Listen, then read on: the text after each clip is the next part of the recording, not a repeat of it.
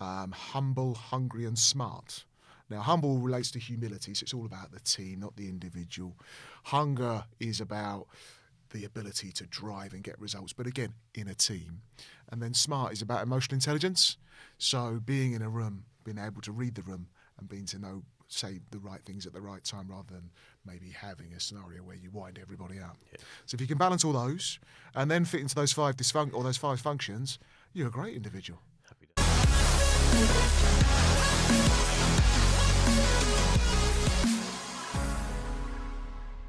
Hi guys, welcome back to the Armchair Show. I'm Mark Ellis and I'm joined today by a very special guest, David. David, I'm not going to do your job for you. I'm going to let you introduce yourself and tell us the people who may not know who you are. And yeah, of course. So, David Kateley, General Manager Sales Operations for Suzuki UK and Ireland. I've been with Suzuki 20 years now. Long time.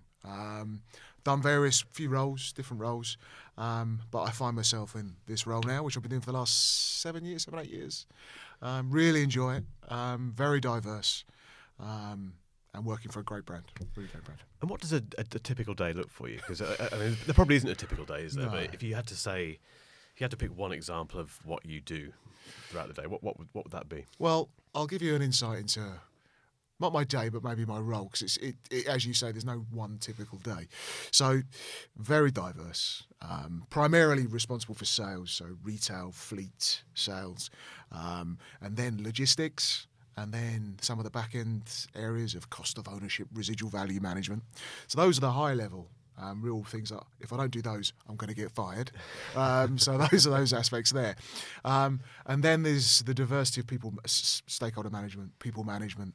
One of the real things that I've learned during the COVID scenarios and post that is people and leadership and team management. Real important part. If we can get that right, which I think we do okay, then all the other bits and pieces fall into place really.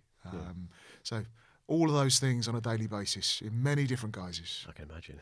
What role? Because we've spoken off camera about your kind of journey into the business. In fact, we can very quickly go through that. So if you give us a very quick potted history about how you've gone from education to where you are now, if that's possible, I don't know. But right. So I'll come from an education perspective. Not much to shout about, unfortunately. I was GCSEs, out of that into college, bumming about really, and. My dad got hold of me by the scruff of the neck and said, right, I think it's about time you went to work, son. And I was like, thanks very much. And into parts apprenticeship at a Ford dealership. So I was a parts apprentice, worked in the service department for a long time. And then transferred into sales, selling cars. Did that for a few years, progressed to sales controller, sales manager, business managers for 2 or 3 different companies, various franchises. And then I saw an advert for a Black Horse account manager, which was vehicle finance, retail finance. So I joined that. It turned out to be a manufacturer role with Suzuki. In 2003, I joined that. And then ever since then, I've been with the brand. So regional account manager, regional sales manager, national sales manager, general manager, sales operations. Love it. Been there a very long time. And must be doing something right on both sides. Well, yeah, I imagine people watching may say no, but I think so. You spoke about education, kind of formal education, not being your thing really. But since you've gone into the world of work and got to where you are now, has education played a role? Have you kind of discovered that has conversely helped, or how have you approached that? Yeah, I think for any leader that wants to better themselves, you've got to commit to certain aspects. So continuous reading, learning for me. It was a watershed moment for me about 4 or 5 years ago. I've had a couple of coaches over the years. I sat down with a coach, and he said to me, "Yeah, if you want to get on, you got to learn." I said, "Well, I haven't got time for that. I'm very busy." But he said, "No, you got to look at these books: emotional intelligence, leadership, stakeholder management, team building." And yeah, I put a lot of time into that. It's usually 1 book a month for me. Okay. Now, it doesn't sound a lot, but it's a commitment, and it's part of my routine. So I have a set routine, mindset routine, which that is part of it. So yeah, some really good authors. We learned a lot of stuff, and I managed to utilise some of that with my team, which, to be fair, they bought into, and it comes across quite well. hopefully they'll echo that. I'm sure they will. Is there anyone else that you aspire to, or that you follow? Not necessarily within this industry, unless they are, obviously, but anyone in business who you look up to and that has kind of inspired you along this journey? I've always looked at people externally that run big businesses, and you can always aspire to Steve Jobs, Apple, all those sort of aspects, and no-brainers because they talk a lot of sense and have been very successful. I've always related it to the people who have the influence on my career. So coaches have an influence on my career. My family's had an influence on my career. I've had 3 probably notable bosses that have made a difference to me. So my first ever real boss was when I first had my car sales job, a Ford dealership in West Sussex, and he taught me about the aspect of reward, so the well dones, and structured process. Then I had another boss after that who gave me my first opportunity and interviewed me 3 times across the course of being with Suzuki. So I gave me my first job in Suzuki Finance and then gave me the other opportunities within Suzuki. And then a guy called Ian Price, and the previous guy that was my first really influenced, a guy called Rod Hollybone. And then the third guy is probably my boss now, a guy called Dale White, who everybody will know. He's one of the things he's taught me is autonomy and trust. He's very trust me a lot, hopefully Dale, and give me a lot of autonomy to do my role. So I would say those are the 3 individuals, plus my family, and the support of my wife and so on. You've got to say that. Of course, yeah. But I mean it. Should be what? But I mean it. And that's probably been the most influence on me, to be honest. What do you think the characteristics of those 3 guys are? What sticks out from their personalities and the way they approach business that kind of really inspired you? Well, I think the first thing is, across the course of the years, I've tried to take a bit out of every manager I've had, and try and utilise that.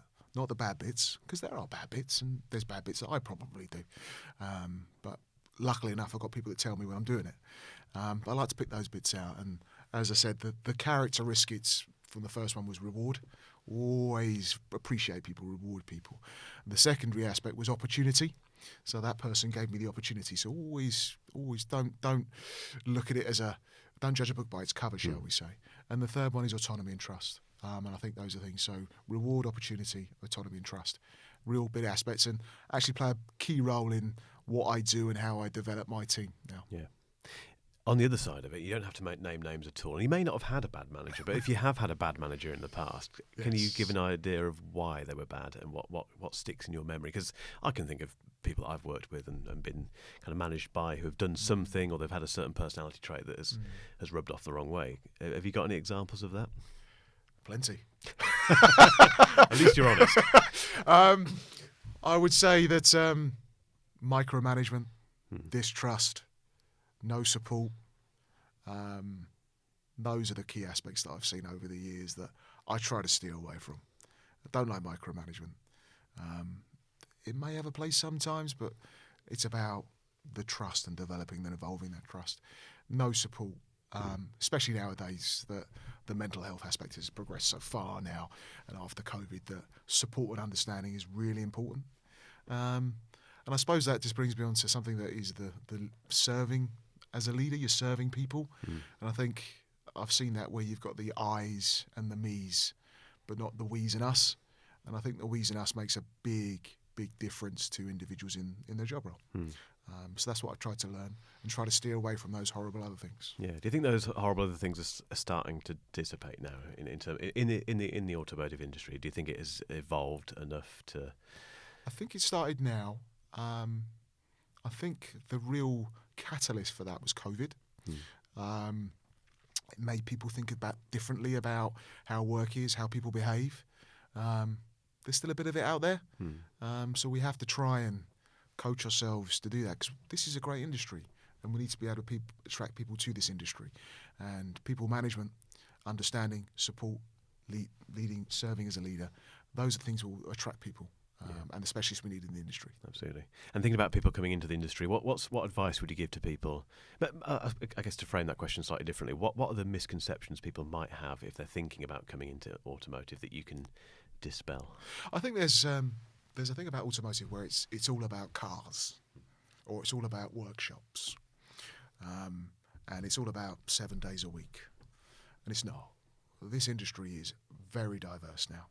With all the challenges around the industry, customer behaviour, legislation, tech, vehicle powertrain development, there's so many different things. And if you want to come into industry where you've got diversity and you've got a specialism, for example, in our business in Suzuki, digital has become a really important thing. Now, an historic motor individual marketing person probably couldn't specialise in the digital aspect. So we've taken people from outside of the industry to come into our industry and help us, because we don't understand that. So if you're out there and you've got a specialism that you think you can help, and it's not just car sales and it's not just parts and hours, it's marketing, finance, HR, people management. There's loads of different things. And if you've got that skill set, this is a great industry to be in. Yeah. That's inspiring, isn't it? Just very quickly, David, you mentioned that you're reading a book a month at the minute, which I think is pretty impressive these days. I don't read a book a month. Yeah. Can you give a recommendation for one that you've read recently that you've really enjoyed? Oh, yeah, I can give you 2 recommendations. Go for it. I've got an author who I really like. Hopefully I'm going to pronounce his name correctly, which is Patrick Lencioni, Lencioni. And he's produced 2 great books that I've read recently. One is called The 5 Dysfunctions of a Team. It's a fantastic book. It's about team behaviour. I'm getting very excited. Yeah, it's about team behaviour, and there are 5 elements to it: trust, conflict, commitment, accountability, and results. And he talks about all those aspects and why it's all important. If you have those, you have a high-performing team instead of a dysfunctional team. Great book. And then there's another book that he's written, which I've just read recently. And then they're very short books.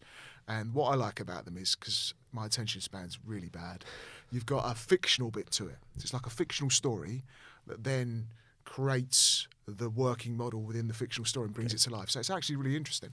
They're about 200 pages, and they're not long books. And the other one is a book called Ideal Team Player, and that pitches 3 aspects, which is humble, hungry, and smart. Now, humble relates to humility, so it's all about the team, not the individual. Hunger is about the ability to drive and get results, but again, in a team. And then smart is about emotional intelligence, so being in a room, being able to read the room and being to know, say the right things at the right time rather than maybe having a scenario where you wind everybody up. Yeah. So if you can balance all those and then fit into those 5 functions, you're a great individual. Happy days. Yeah, very much so. Yeah. Well, I'll check. You've sold it to me. I'll check both those books out. Thank you, David. Thanks for coming to the Armchair Show. I hope you've enjoyed it, and I'm sure it won't be the last time. No, absolutely not. No. Cheers. Thank you very much. That wraps up another episode of the Armchair Show. Don't forget to like and subscribe if you've enjoyed what you've heard today. And if you've got any burning questions or topics you'd like us to cover next time, just drop us a comment.